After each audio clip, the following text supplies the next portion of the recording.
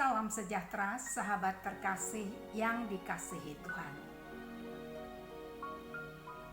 Kontemplasi bersama Evodia. Dalam episode ini akan berbagi tentang pembelajaran dari spiritualitas Padre Pio. Apa yang mau saya bagikan hari ini adalah bagian dari buku yang saya tulis, Memamah Penderitaan, Menyeruput Anugerah, Belajar dari Spiritualitas Padre Pio. Sahabat yang terkasih, penderitaan silih berganti dalam kehidupan saya, baik dalam pekerjaan maupun di dalam keluarga. Apa yang mau saya bagikan hari ini adalah pengalaman spiritualitas saya dengan doa litani kerendahan hati. Fiat Maria, aku ini hamba Tuhan. Saya mau membagikan pengalaman ini karena saya mendapatkan doa Fiat Maria, aku ini hamba Tuhan, litani kerendahan hati. Saya tidak tahu persisnya kapan saya peroleh itu, tetapi saya ingat betul itu di dalam salah satu pertemuan dari komunitas sahabat Padre Pio.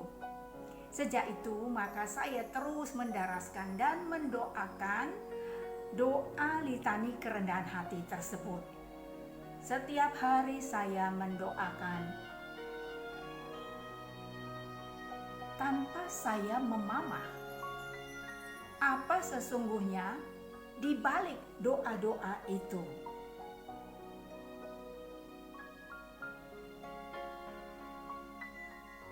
Pada suatu hari, dalam persoalan di dalam tempat pekerjaan, di mana ada masalah yang harus saya selesaikan, suasana sudah semakin tidak kondusif. Saling curiga, tidak ada yang mau mengalah. Dan pada situasi itu yang dituntut adalah posisi menang kalah, bukan win-win. Bahkan sudah sampai ke isu yang paling sensitif, yaitu agama. Dalam menyelesaikan persoalan tersebut, maka saya meminta para staf untuk berdoa sesuai dengan agama masing-masing, agar kami menemukan jalan keluar yang terbaik dari persoalan yang dihadapi. Setelah itu, saya tutup dengan doa litani kerendahan hati. Lalu apa yang terjadi setelah itu? Hampir semua kalimat yang ada dalam doa tersebut terjadi pada saya. Kesulitan demi kesulitan mulai menghantam saya. Akhirnya saya berhenti mendoakan litani kerendahan hati. Saya mulai merasa penderitaan. Namun saya lupa bahwa dalam setiap penderitaan yang saya alami, saya dapat melewatinya tanpa stres dan tertekan. Lalu apa yang saya dapat lewat peristiwa ini? Tuhan tidak akan membiarkan anaknya tampak lusuh dan tak berdaya. Bagaimana orang percaya kepada Tuhan yang penuh belas kasih kalau melihat anaknya lusuh dan susah? Siapa yang mau mengikutinya? Ketika saya memamahnya, saya baru mengerti Tuhan tidak pernah meninggalkan saya. Hanya caranya bukan seperti yang saya pikirkan. Saya membagikan kisah ini bukan untuk menakut-nakuti sahabat semua, tetapi untuk bisa memahami bahwa dalam setiap penderitaan yang kita alami, Tuhan mau kita tetap setia dan taat.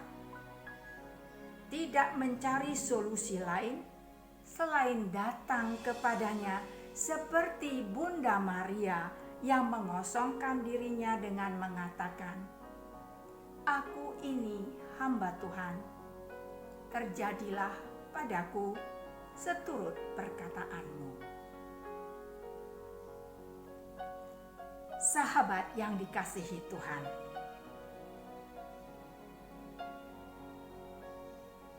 pasti sahabat ingin tahu seperti apa sih doa itu? Kardinal Mercy Del Val biasa mendoakan setelah misa. Inilah doa itu. Oh Yesus, lembut dan rendah hati, dengarkan aku. Dari kerinduan untuk dihargai, hindarkanlah aku Yesus. Dari kerinduan untuk dikasihi, hindarkanlah aku Yesus. Dari kerinduan untuk ditinggikan, hindarkanlah aku Yesus. Dari kerinduan untuk dihormati, hindarkanlah aku Yesus. Dari kerinduan untuk dipuji, hindarkanlah aku Yesus. Dari kerinduan untuk diistimewakan, hindarkanlah aku Yesus. Dari kerinduan untuk dikonsultasi, hindarkanlah aku Yesus. Dari kerinduan untuk disetujui, hindarkanlah aku Yesus. Dari ketakutan akan dipermalukan, hindarkanlah aku Yesus. Dari ketakutan akan dilecehkan, hindarkanlah aku Yesus. Dari ketakutan akan menderita karena dimarahi, hindarkanlah aku Yesus. Dari ketakutan dihina, hindarkanlah aku Yesus. Dari ketakutan akan dilupakan, hindarkanlah aku Yesus. Dari ketakutan akan ditertawakan, hindarkanlah aku Yesus. Dari ketakutan akan disalahkan, hindarkanlah aku Yesus. Dari ketakutan akan dicurigai, hindarkanlah aku Yesus. Yesus, anugerahilah aku rahmat agar menginginkan supaya orang lain lebih dikasihi daripada aku, supaya orang lain lebih dihargai daripada aku, supaya orang lain semakin hebat dan aku semakin kecil, supaya orang lain lebih terpilih dan aku dikesampingkan, supaya orang lain lebih dipuji dan aku tidak dihiraukan, supaya orang lain lebih dipilih daripada aku dalam semua hal, supaya orang lain lebih suci daripadaku, namun aku tetap menjadi suci selayaknya. Amin. Doa ini benar-benar mengajarkan pengosongan diri. Dan itulah yang dilakukan oleh Padre Pio, menderita untuk kemuliaan Tuhan dan keselamatan jiwa-jiwa.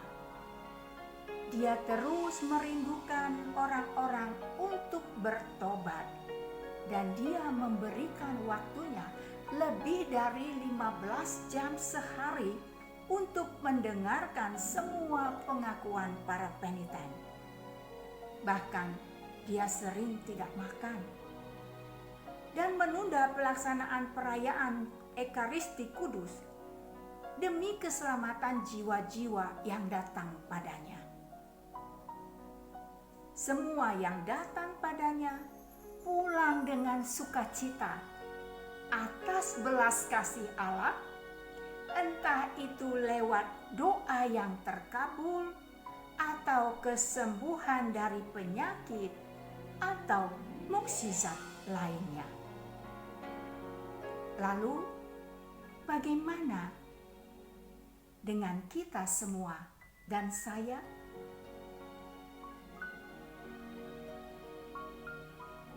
Terima kasih sahabat terkasih yang dikasihi Tuhan.